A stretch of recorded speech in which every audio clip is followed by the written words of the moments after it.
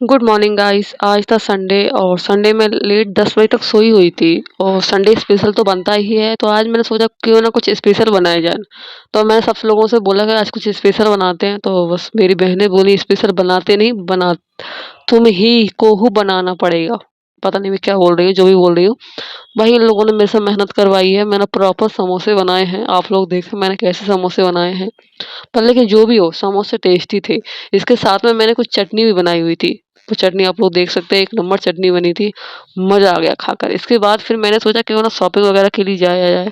Sunday का पूरा दिन वेस्ट करने के बाद, खाने के बाद, पीने के बाद, सोने के बाद, नहाने के बाद फिर मैंने सोचा इवनिंग में कि हम लोग जाते हैं मार्केट में शॉपिंग के लिए। भाई मैं कुछ भी रेडीमेड ही नहीं हुई थी। मैं और दुर्गे साथ में गए हम लोग, और ये बोलते हुए कि जैसे भी लग रहा है कोई दिक्कत नहीं, हम लगेंगे लेकिन हम शॉपिंग के लिए ज़रूर जाएंगे। और इसके बाद हम लोग शॉपिंग के लिए जाते हैं। भाई हम लोग डिस्कस कर रहे थे कि शॉपिंग बनना है तो क्या करना चाह रही तो है। दिशा जी, आपको लाइफ में क्या बनना है? मुझे अमीर बनना है। उसके लिए आपने क्या सोचा है? साम दाम दंड भेद। कब स्टार्ट करेंगे आप? मैं तो स्टार्ट बस कर रही हूँ, बट हो नहीं पा रहा है। ना साम नाम ना वेद, कुछ नहीं हो पा रहा है, बट मैं करूंगी पूरा। ट्राई है ना, ट्राई चल रहा है। और अमीर बनने के सपने को साथ में लेकर हम लोग बैठ चुके थे ऑटो में। ऑटो में बैठते हुए हमें भयंकर रास्ते में मिला है जाम। जाम ऐसा मिला था कि हमें लग नहीं रहा था इस साल इस जन्म में हम अपनी शॉपिंग कर पाएंगे। लेकिन हम डटे रहे, हम बिल्कुल डटे रहे कि हमको इस जन्म में ही नहीं, इस जन्म में नहीं, इसी दिन इसी टाइम शॉपिंग करनी है, चाहे कुछ हो जाए। चाहे आसमान गिर जाए, धरती फट जाए, तूफान आ जाए, पर हम शॉपिंग करेंगे। फिर मुझे देखी ऑटो में चलाती हुई दादी अम्मा।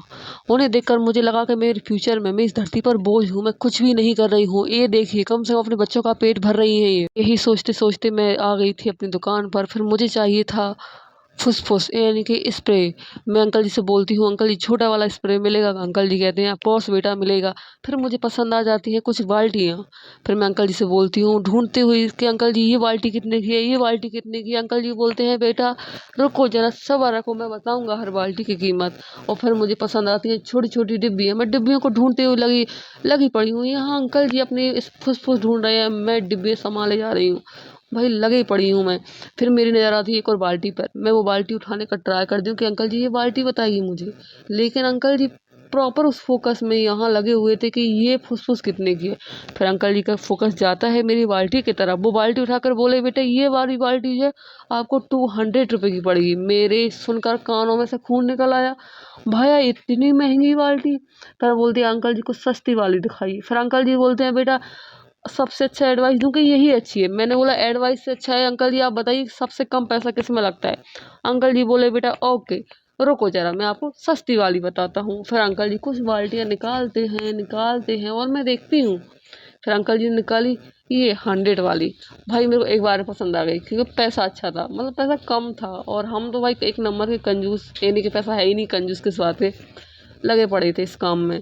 और मुझे बाल्टी पसंद आ नहीं, ये वाली अच्छी नहीं लगी। फिर अंकल जी से बोली अंकल जी एक और बाल्टी बताइए। अंकल जी बोले सबसे अच्छी बेस्ट बाल्टी यही है। तो मैं बिना इधर उधर देखे हुए मैंने फाइनल कर दी कि ठीक है अंकल जी मैं यही बाल्टी लूँगी। लेकिन अंकल जी सुन ही नहीं रहे थे, वो बाल्टियाँ निकाले जा रहे थे निकाले जा रहे थे। मैं अंकल से बोले अंकल रुक जाओ थम जाओ थम जाओ, लेकिन अंकल नहीं सुन रहे थे। अंकल फिर मैंने सोचा रुको रुको रुको, अंकल मुझे ये बाल्टी पसंद आ गई है मैं यही ले लूँगी। दुर्गे से बोले थे हम यही ले लेंगे। और हम लोग ये डिसाइड करते हुए कि हम यही लेंगे, ये समझ रहे थे। अंकल से बोल दिया अंकल बस यही लेना है। और इसके साथ साथ में हमने ये बकेट तो ली ही ली है, और इसके साथ साथ में हमने ये बॉक्स भी लिया है, काफ़ी अच्छा लगा था मुझे। और हमने लेने के बाद फिर हम अंकल जी की दुकान से निकलते हैं। दुकान से निकलने के बाद हम जाते हैं यहाँ पर किचन का सामान लेने के लिए। सीधा अंकल जी के पास जाते हैं हम किचन का सामान लेने के लिए। और फिर हमने अंकल जी को अपनी किचन की लिस्ट बताई और अंकल जी उस अकॉर्डिंग सारा सामान भर कर ले आए। और अंकल जी ने बिल्कुल टाइम ना गवाते हुए अपना सामान पैक कर दिया था, और हमने उसी टाइम ऑटो कर ली थी। और उसी वजन को ढोते हुए दुर्गेश जी ऑटो में चढ़ जाती हैं, और बिल्कुल हम काम चोरी करते हुए छोटा सा बैग उठाते हैं और उनसे बोलते हैं बहन पकड़ना बैग ज़रा, बहुत भारी है ये, हम बैठ जाए। वो बोली हाँ बहन बैठ जाओ, बहुत भारी बैग है तुम्हारा। इसी बात को डिस्कस करते हुए हम ऑटो वाले भैया से कहते हैं भैया आप आगे वाली दुकान पे रोक लेना, वहाँ पे हमारा कुछ सामान रखा हुआ है वो लेना है।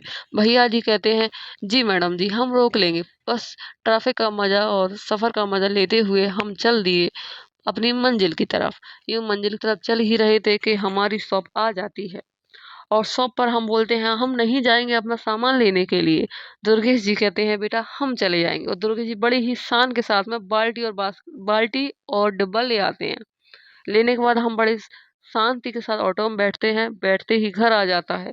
घर आते ही हम अपना बाल्टी और झोला उठाए और बोले बहन हम चलते हैं। बहन बोली बेटा तुमको कट्टा भी उठाना पड़ेगा। हम और इस कट्टे से अपनी जान बचाते हुए हम साइड से निकलने ही वाले थे कि बहन हमारी देख कर बोली जरा हमारी सहायता करिए, और हम बोलते हैं जरा रुकिए, हम थोड़ी सी मदद करने का एक्टिंग करते हैं। मदद करने की एक्टिंग करते हुए हम बोलते हैं कि ये सामान जो है आपका काफ़ी हल्का है, हम भारी सामान उठा के चल देते हैं। तो हम हमारी बाल्टी और बॉक्स उठाते हैं और उसके साथ में बैग उठाकर झोला उठा के हम चल दिए हैं। हम बोलते हैं हल्का सामान है आपका कट्टे का, ले आना। बहन हमारी तरफ घूरती हुई और हम सीधा ऊपर जाते हुए निकल गए हैं। और यही हमारा ब्लॉग समाप्त होता है। मिलते हैं गाइस अगली वीडियो में। तब तक आप हमारे चैनल को सब्सक्राइब करें और देखते रहें मेरी आगे की वीडियो। मिलते हैं अगली वीडियो में।